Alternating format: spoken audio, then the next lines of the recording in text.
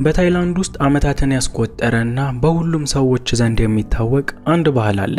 ይህም ባህል በአንድ ቤተሰብ ላይ የሚሰራ ሲሆን የተመረጠን አንድ ቤተሰብ ዝሆን ተንከባካቢ ያደርጓቸዋል። እናም ይሄንን ጃታሩንግ ካባር በማለት የሚጠሩትን ባህል ተቀብለው እነካም ትውልድ ላይ ያደርሰውታል።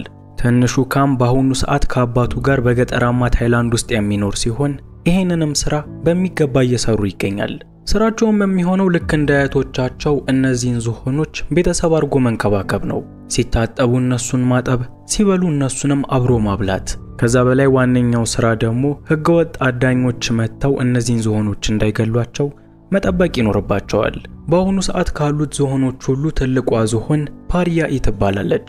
በጣም ትንሿና እንክብካቤ የሚያስፈልጋት ደግሞ ኮርን የተባለች ትንሽዬ ዝሆንም አለች።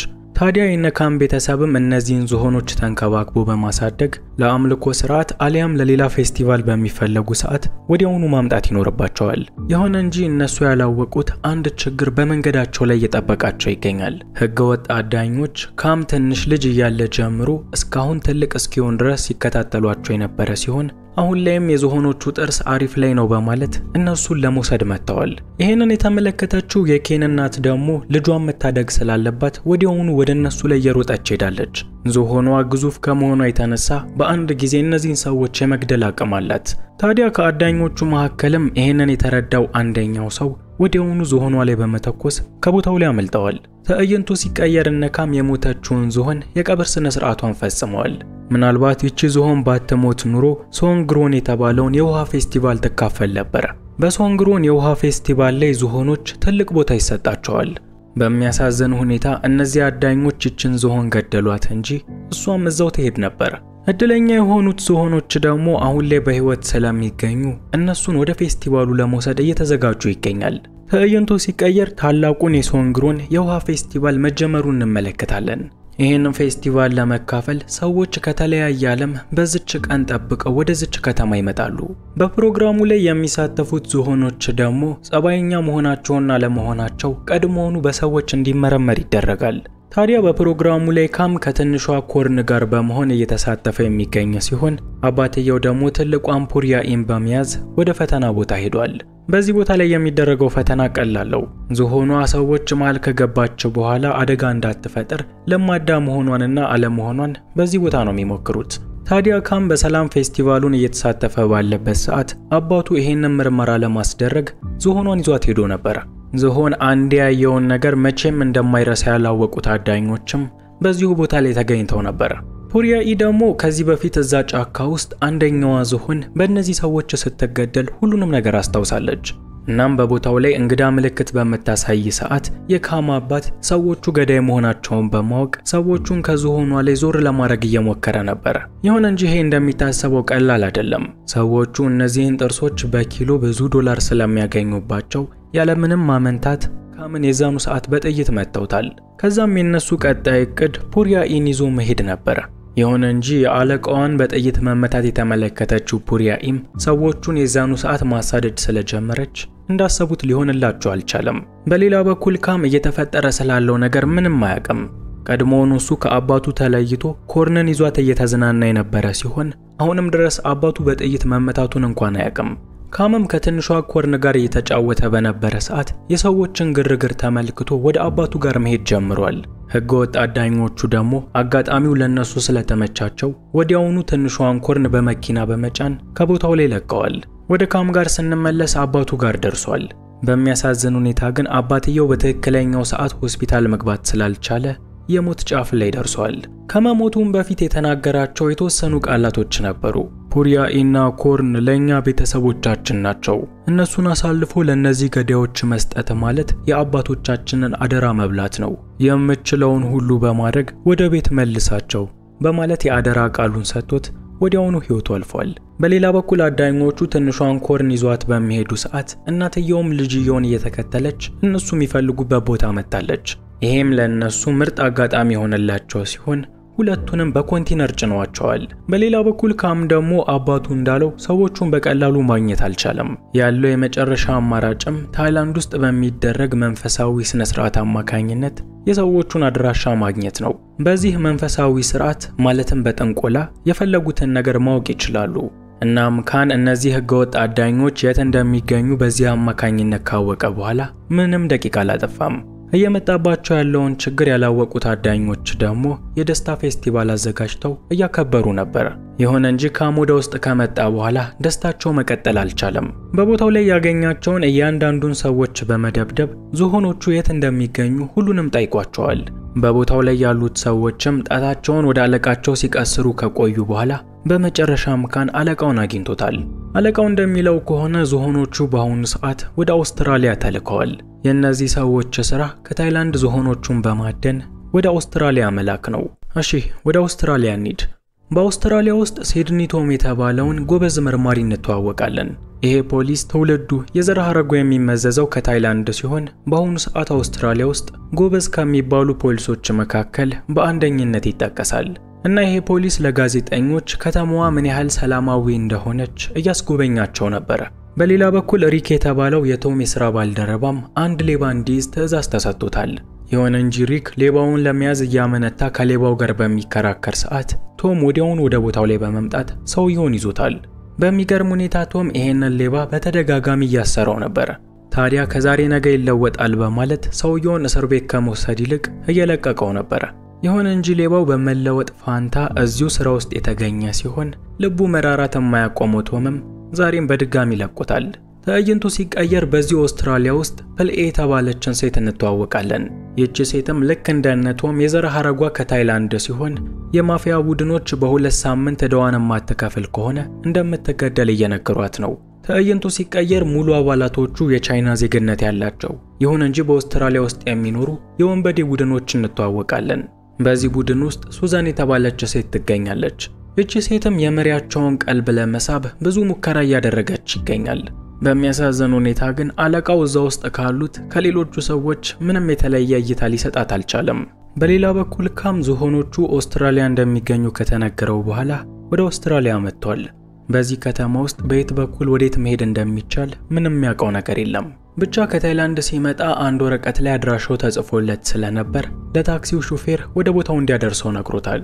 ይሁን እንጂ ታክሲው ብዙም መጓዝ ሳይችል ፖሊሶች ታክሲውን መከታተል ጀምረዋል። ይህም የሆነበት ምክንያት የታክሲው ሹፌር የውሸት ታክሲ ሹፌር ስለሆነ ነው። ምንም እንኳን ተራ ታክሲ ሹፌር መስሎ በቦታው ላይ ቢቀመጥም የሚሰራው በከፍተኛ የእጽ ዝውውር ላይ ነው። ታዲያ በአሁኑ ሰዓት ፖሊሶችም ነገሩን ስላወቁበት እነቶም ተከታትለው እንዲይዙት ትዕዛዝ ተሰጥቷቸዋል። በሌላ በኩል የታክሲው ሹፌር ማምለጫ እንደሌለው በገባው ሰዓት ካምን እንደታጋች ለመያዝ ሞክሮ ነበር። ይሁን እንጂ ካም ራሱን አስጥሎ ከቦታው ላይ በሚያመልጥ ሰዓት ቪንሴንት የተባለ ህገወጥ ፖሊስም ወዲያውኑ ሰውየውን ገሉታል። ቪንሴንት ይሄንን የሚያደርገው በሙስና ከወንጀለኞች ጋር ስለሚሰራና ሰውየው እውነቱን ተናግሮ እንዳይታወቅበት ሲለው፣ ይሄንን ያላወቁት እነቶም ደግሞ ካምም ከሰውየው ጋር ነው በማለት ካምን መከታተል ጀምረዋል። አሁን ላይ እነቶም መንገዶቹን ከካም የተሻለ ስለሚያውቋቸው በቀላሉ እሱን መያዝ ችለዋል። ይዘውትም ወደ ፖሊስ ጣቢያ እየሄዱ በነበረ ሰዓት ካም ከታይላንድ ለመጣው ቶም ሁሉንም ነገር ማስረዳት ጀምሯል። ከታይላንድ እዚህ ድረስ የመጣሁትኝ እህትና ወንድሞች የታፈነውብኝ ነው፣ ከሰውየው ጋር ምንም ግንኙነት የለኝም በማለት እንዲለቁት መማጸን ጀምሯል።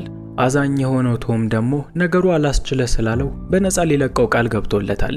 እህትና ወንዱንም ለማግኘት እንዲረዳው በማለት ጆን የተባለውን በህገወጥ ዝውውር ላይ የሚሰራን ሰው ወዲያውኑ ጠቁሞታል። ካምም ጥቆማው እንደደረሰው ወዲያውኑ ጆንና ሰዎቹን መፋለም ጀምሯል። በቦታው ላይ ካም የታይላንድ ሙይታይ በመጠቀም ሰዎቹን እየተፋለማቸው የነበረ ሲሆን በመጨረሻ ግን ከአቅሙ በላይ ሆኖበት መሬት ላይ ወድቋል። ትዕይንቱ ሲቀየር ካም ራሱን እንደሳተ በአንድ አስፓልት ጥግ ይገኛል። የዚህን ሰዓት ከታይላንድ የሆነችው ፕልኤም ታገኘውና ወደ ቤቷ ትወስደዋለች። ካምም በፕልኤ ቤት ተቀምጦ ህልም እያየ ነበር። ህልሙ አባቱ የተናገረውን ቃል በቃል የሚያሳይ ሲሆን እነዚህን ዝሆኖች መልሶ የማያገኛቸው ከሆነ የአባቶቻቸውን ቃል መብላት እንደሚሆንበት ተመልክቷል። ካምም በአካባቢው ላይ በነበረ የፖሊስ መኪና ድምጽ አማካኝነት ወዲያውኑ ከእንቅልፉ ተነስቷል። ትዕይንቱ ሲቀየር ሲድኒ ቶም፣ ሪክ እና ቪንሰንት አንድ ላይ በመሆን ከፍተኛ ሰው ለማናገር ወደ ድብቅ ቦታ ሄደዋል። ሰውየው ከ3 ሴቶች ጋር በአንድ ጊዜ እየተዝናና የነበረ ሲሆን ከሴቶቹ መካከልም ፕልኤ አንደኛዋ ነች። ምንም እንኳን የነገሩ ጅማሮ ከሴቶች ጋር በመዝናናት ቢሆንም መጨረሻው ግን እንደዛ ሊሆን አልቻለም። አንድ ማንነቱ ያልታወቀ ሰው ከውጪ ጀምሮ ሰዎችን እየገደለ ወደ ውስጥ የገባ ሲሆን የዛኑ ሰዓትም ሰውየውንም ገሎታል። ገዳዩም ሰውየውን ከገደለው በኋላ አንድ ቃል ከመተንፈሱ በፊት ቪንሴንት ወዲያውኑ ግንባሩን ብሎ ገሉታል። በመቀጠልም ቪንሴንት አብሮት ከመጡት ሰዎች መካከል ሪክን ገሉታል። ቶምን ግን በህይወት እንዲኖር የፈቀደለት ሲሆን ቶምም የዛኑ ሰዓት ለህይወቱ መፋለም ጀምሯል።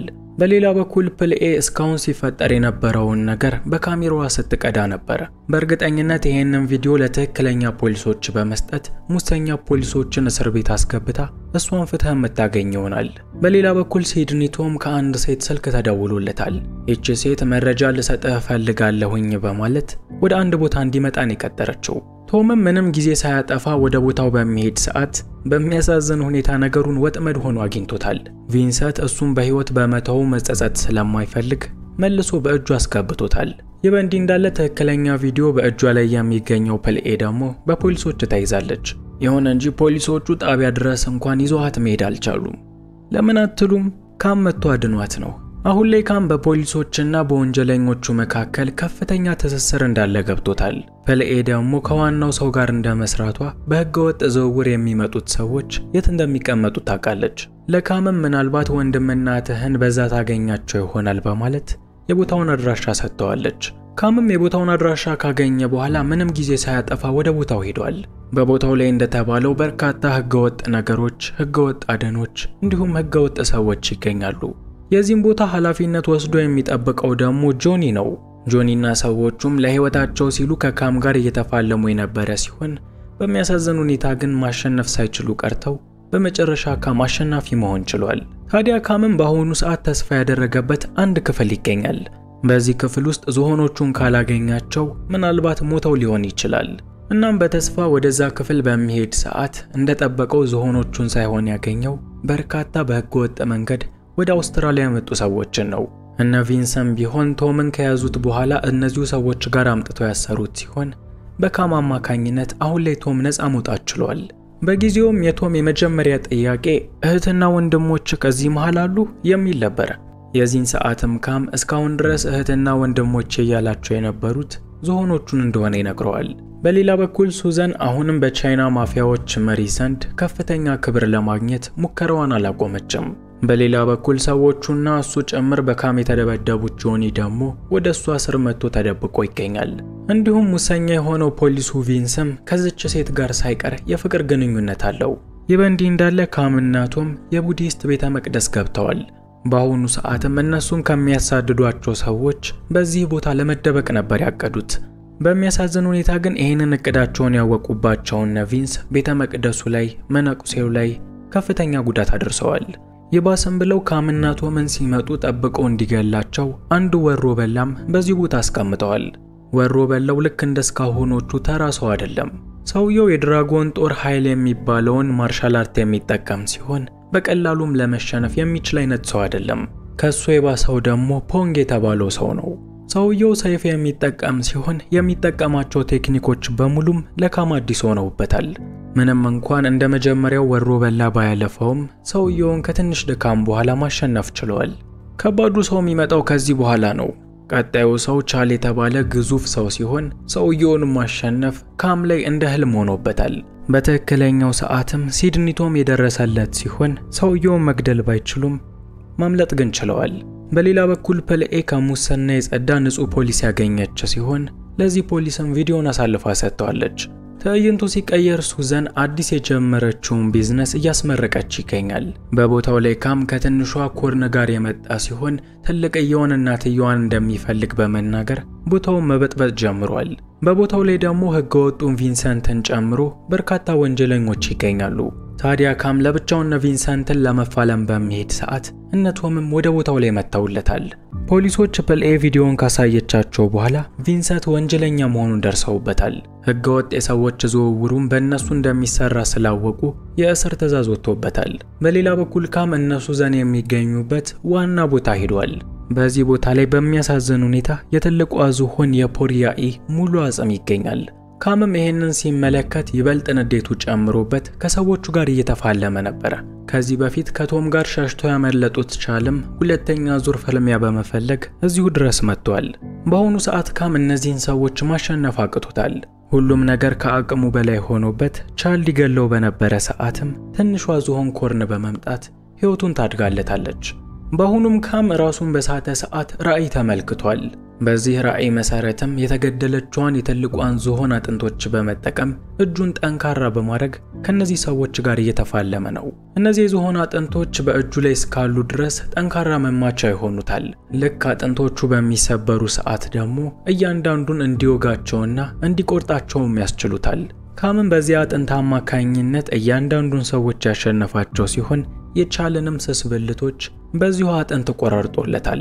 በሌላ በኩል መሸነፏን ያወቀችው ሱዛን ደግሞ ለማምለጥ እየሞከረች ነበር። ይሁን እንጂ ካም ከዚህ ሁሉ ነገር ጀርባ ያለችው ዋና ተጠያቂ መሆኗን ስለሚያውቅ ወዲያውኑ ከማምለጧ በፊት በፖሊሶች እጅ እንድትወድቅ አድርጓታል። በፊልሙ የመጨረሻ ትዕይንት ላይ ለዚህ ሁሉ አሸናፊነት ምክንያቱ ሲድኒ ቶም ስለሆነ ሲድኒ ቶም ምስጋና እየተሰጠው ይገኛል። የፊልሙን ዋና መልእክት የምታገኙት ከሲድኒ ቶም ማንነት ነው። ፊልሙ እዚህ ጋር ያበቃል። ፊልሙ ከተመቻችሁ ላይክ አድርጉት። ለቻናላችን አዲስ የሆናችሁ ሰዎች ደግሞ በሌላ ጊዜ እንደዚህ ያሉ ምርጥ ፊልሞችን ለማግኘት ቻናሉን ሰብስክራይብ በማድረግ እና የደወሉን በተን በመጫን ቤተሰብ መሆን ትችላላችሁ።